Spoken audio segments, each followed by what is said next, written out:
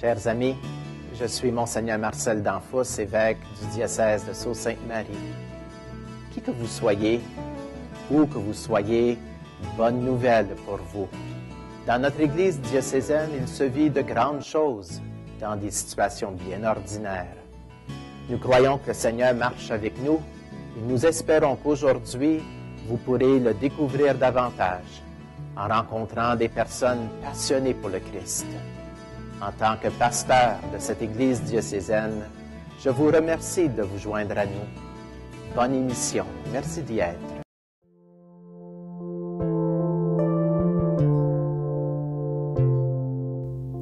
Bonjour, ici Lise Dugas de l'Église diocésaine.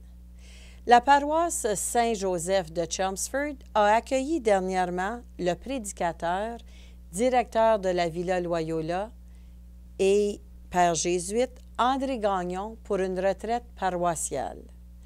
Le thème de la retraite est la famille, de l'Évangile de la vie à la joie de l'amour.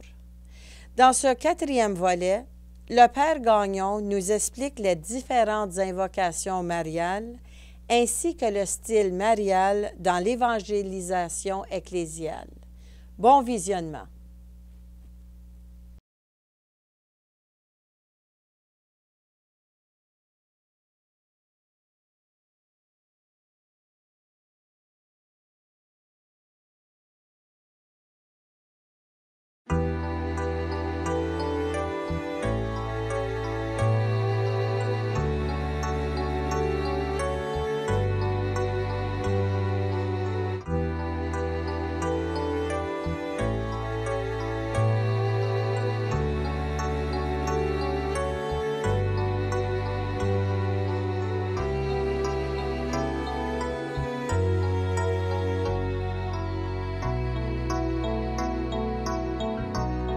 Tiens ma lampe allumée, la flamme est si fragile.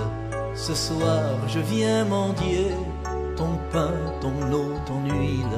Tiens ma lampe allumée jusqu'à ton domicile.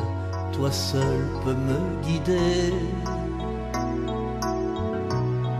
Allume dans mon cœur quelque chose de vrai, quelque chose de toi, que rien ne puisse éteindre, ni l'échec, ni la peur, ni le poids des années, et que puisse mon pas chercher à te rejoindre. Tiens ma lampe allumée, la flamme est si fragile. Ce soir je viens mendier ton pain, ton eau, ton huile. Tiens ma lampe allumée jusqu'à ton domicile, toi seul peux me guider. Allume dans mes yeux quelque chose de pur, quelque chose de toi, que rien ne puisse éteindre, ni le poids du présent, ni l'avenir peu sûr, et que dans mon regard, ta clarté vienne poindre.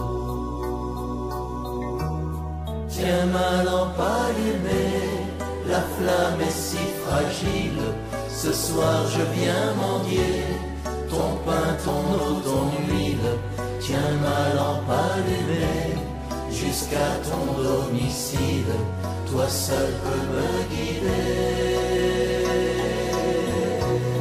Allume dans mes mains quelque chose de doux, quelque chose de toi, que rien ne puisse éteindre, de petit, de discret, de brûlant, d'un peu fou, et que puissent mes bras savoir encore étreindre.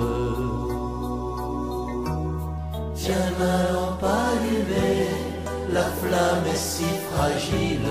Ce soir je viens mendier ton pain, ton eau, ton huile. Tiens ma lampe allumée jusqu'à ton domicile, toi seul peux me guider. Allume dans ma vie quelque chose de beau, quelque chose de toi que rien ne puisse éteindre, avec un goût d'amour et des rêves nouveaux, que puisse mon chemin parvenir à t'atteindre.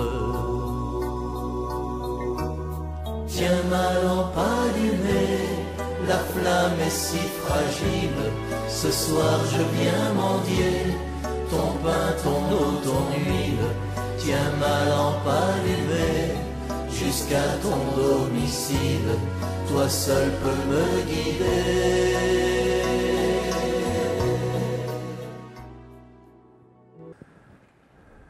Marie, l'étoile de l'évangélisation.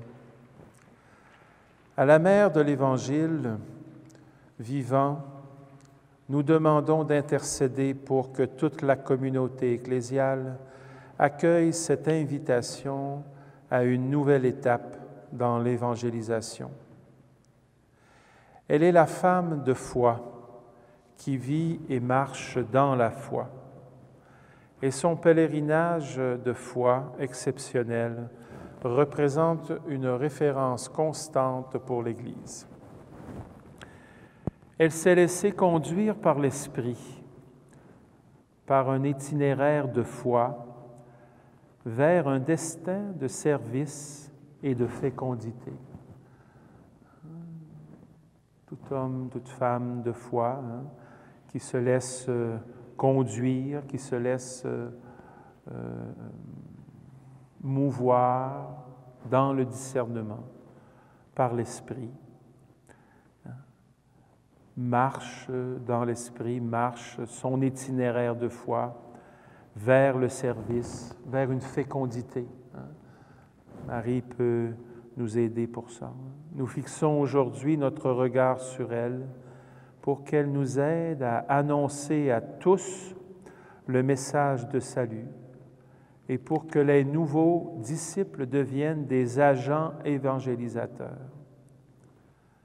Dans ce pèlerinage, il y aura des moments d'aridité, d'enfouissement, de fatigue, comme l'a vécu Marie durant les années à Nazareth, alors que Jésus grandissait. C'est là le commencement de l'Évangile, de la bonne nouvelle, de la joyeuse nouvelle.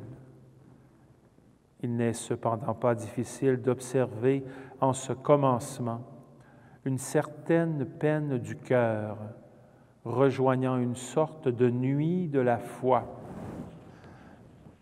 Dans ces moments de doute, d'enfouissement, de fatigue, de ce qui est aride, de ce qui est difficile dans la vie, se tourner vers l'étoile de l'évangélisation qui est Marie, nous aide, nous rejoint, nous fait recommencer comme un commencement.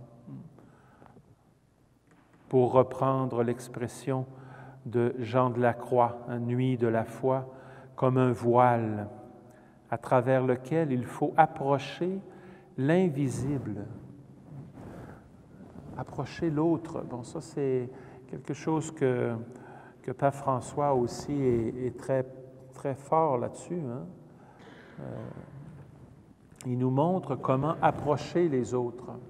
Vous savez qu'au début de son pontificat, la nuit, alors que tout le monde était couché, il sortait, il s'habillait d'abord, il enlevait sa soutane blanche, il s'habillait en jésuite, parce qu'il mettait sa soutane noire, ou un pantalon normal, un manteau. Il sortait et il allait dans la rue visiter les clochards, les SDF, là, les personnes sans abri. Et il allait les visiter. C'est merveilleux, quoi, tu vois, de penser qu'un homme aussi important, la nuit, il s'approche de tout le monde. C'est probablement ce qui va marquer son pontificat. Ça a été quelqu'un de très proche. Il n'a pas peur d'aller toucher les gens, d'aller les embrasser, d'aller À l'audience du mercredi, il y a toujours devant la balustrade, il y a toujours une rangée. Au départ, il y avait peut-être 4 ou 5 personnes en fauteuil roulant comme vous, madame, et qui étaient là, puis qui attendaient la fin, parce qu'à la fin, il va les saluer. Maintenant, je pense que c'est 4 ou 5 rangées de personnes, et il fait le tour, il va vers eux, il va vers. Et ça, c'est important. Il s'approche de l'invisible de la personne, de ce qui fait qu'on est une personne. Hein? Il s'approche de ça. Il n'a pas peur de s'approcher. Et il le dit là, hein? Et sans doute grâce à Marie. Hein? Il faut approcher l'invisible et vivre dans l'intimité du mystère. C'est de cette manière, en effet, que Marie, pendant de nombreuses années, demeura dans l'intimité du mystère de son Fils et avança dans son itinéraire de foi avec le Fils de Dieu. Chercher avec toi dans nos vies les pas de Dieu, Vierge Marie. Par toi, accueillir aujourd'hui le don de Dieu, Vierge Marie. Puisque tu chantes avec nous, Magnificat, Vierge Marie, fermez-la pas que sur nos pas, nous ferons tout ce qu'il dira. Cherchez avec toi dans nos vies les pas de Dieu, Vierge Marie. Par toi, accueillir aujourd'hui le don de Dieu, Vierge Marie. Puisque tu souffres avec nous, Gethsémani, Vierge Marie, soutiens nos croix de l'aujourd'hui entre tes mains. Voici ma vie, cherchez avec toi dans nos vies les pas de Dieu, Vierge Marie. Par toi, accueillir aujourd'hui le don de Dieu, Vierge Marie. Puisque tu demeures avec nous pour l'Angélus, Vierge Marie, guide nos pas dans l'inconnu, car tu es celle qui a cru. Cherchez avec toi dans nos vies les pas de Dieu, Vierge Marie. Par toi, accueillir aujourd'hui le don de Dieu, Vierge Marie. Il y a un style marial, et c'est le dernier paragraphe de l'encyclique. Il y a un style marial dans l'activité évangélisatrice de l'Église. Car chaque fois que nous regardons Marie, nous voulons croire en la force révolutionnaire de la tendresse et de l'affection. Comment la tendresse, l'affection, le « je t'aime », « est-ce que tu m'aimes » peut changer toute une vie. Comment Marie peut nous apprendre cette tendresse-là envers les autres. Elle est, nous voyons que l'humilité et la tendresse ne sont pas les vertus des faibles, mais des forts, qui n'ont pas besoin de maltraiter les autres pour se sentir importants. En le regardant, nous découvrons que celle qui louait Dieu parce qu'il a renversé les potentats de leur trône et renvoyé les riches les mains vides, est la même qui nous donne de la chaleur maternelle dans notre quête de justice. C'est aussi elle qui conservait avec soin toutes les choses dans son cœur. Marie sait reconnaître les empreintes de l'Esprit de Dieu, aussi bien dans les grands événements que dans ceux qui nous apparaissent difficiles. Elle contemple le mystère de Dieu dans le monde, dans l'histoire, dans notre histoire, dans mon histoire, dans mon quotidien de chaque jour. Elle est aussi la femme priante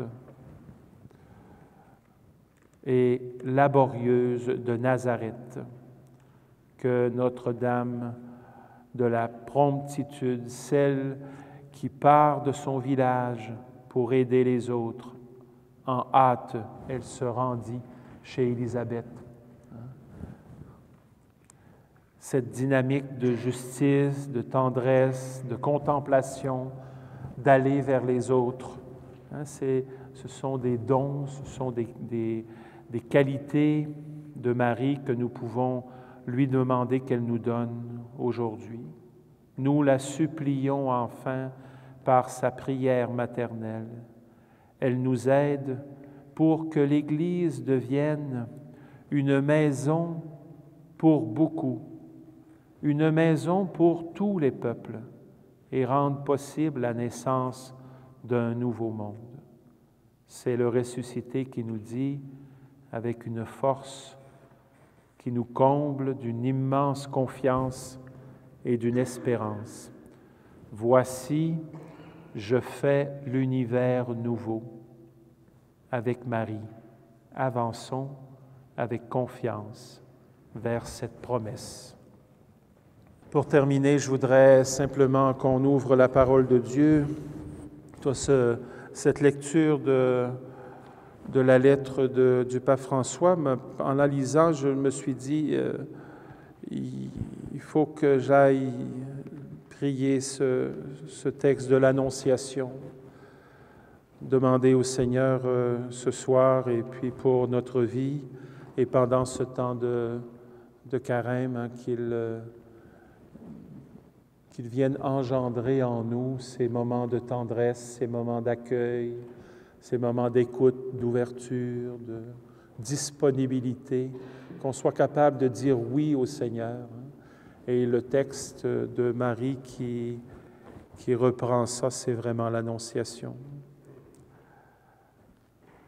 Le 6e mois, l'ange Gabriel fut envoyé par Dieu dans une ville de Galilée, du nom de Nazareth, à une vierge fiancée à un homme du nom de Joseph de la maison de David, et le nom de la vierge était Marie. Il entra et lui dit, « Réjouis-toi, comblée de grâce, le Seigneur est avec toi. » À cette parole, elle fut toute troublée et elle se demandait ce que signifiait cette salutation. Et l'ange lui dit, « Sois sans crainte, Marie, car tu as trouvé grâce auprès de Dieu. Voici que tu concevras dans ton sein et enfanteras un fils, et tu l'appelleras du nom de Jésus. Il sera grand, il sera appelé Fils du Très-Haut. Le Seigneur Dieu lui donnera le trône de David, son père. Il régnera sur la maison de Jacob pour les siècles, et son règne n'aura pas de fin. » Mais Marie dit à l'ange, « Comment cela sera-t-il puisque je ne connais pas d'homme? » L'ange lui répondit, « L'Esprit Saint viendra sur toi, et la puissance du Très-Haut te prendra sous son ombre. C'est pourquoi l'être saint qui naîtra sera appelé Fils de Dieu. Et voici qu'Élisabeth, ta parente, vient elle aussi de concevoir un fils dans sa vieillesse, et elle en est à son 6e mois, alors qu'on l'appelait la stérile. Car rien n'est impossible à Dieu. Marie dit alors, « Je suis la servante du Seigneur, qu'il m'advienne selon ta parole. »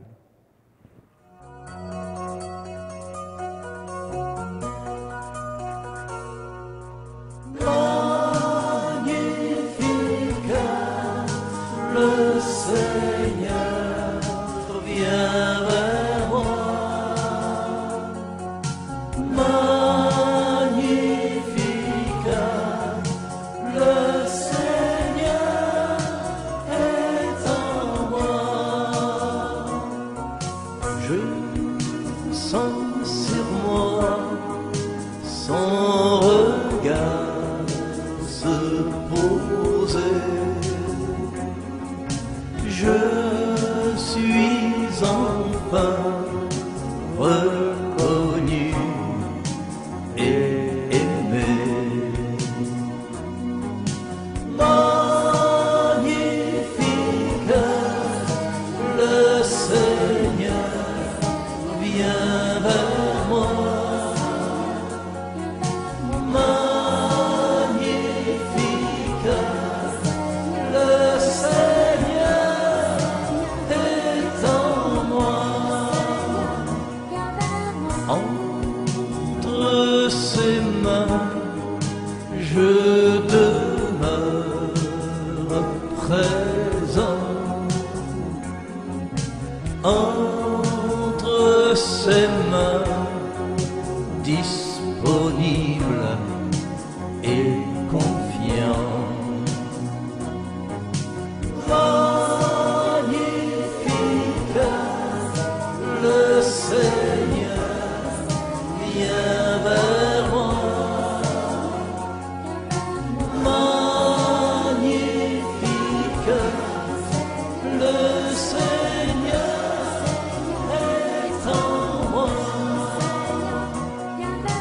Chacun de nous est vraiment son enfant. Pour lui, je veux être plus transparent. Magnifique, le Seigneur vient vers moi. Magnifique, le Seigneur est en moi. Je vous souhaite une bonne soirée.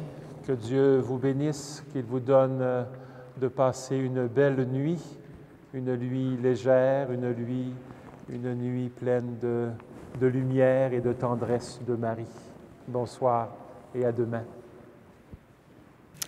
Je suis venue ce soir à la retraite pour apprendre davantage sur la parole, mais pour connaître Jésus aussi, puis Marie. Le Père Gagnon nous en a révélé beaucoup ce soir sur la Sainte Famille, la Vierge, et puis, mon Dieu, qu'on a-tu une belle maman. Je suis venue à la retraite parce que j'aimais le titre, c'était la joie et l'amour de l'Évangile. Puis j'ai beaucoup appris au sujet de la famille et puis comment c'est important. C'est un petit noyau, mais c'est le premier noyau qu'on a, puis c'est comme un des plus importants. J'ai beaucoup aimé écouter et puis j'ai beaucoup aimé les chants. Il y avait des très beaux chants qui ont aidé à approfondir qu'est-ce qu'on a entendu. Puis ça m'a beaucoup touchée, puis je pense que ça a approfondi ma foi. Je vous salue Marie, pleine de grâce, le Seigneur est avec vous.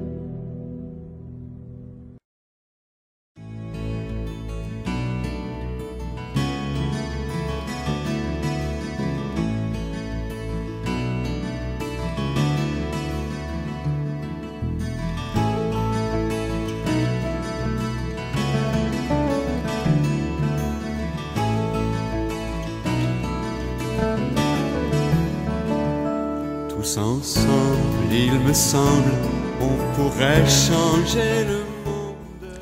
Ceci conclut le 4e volet de la retraite paroissiale de la paroisse Saint-Joseph de Chelmsford.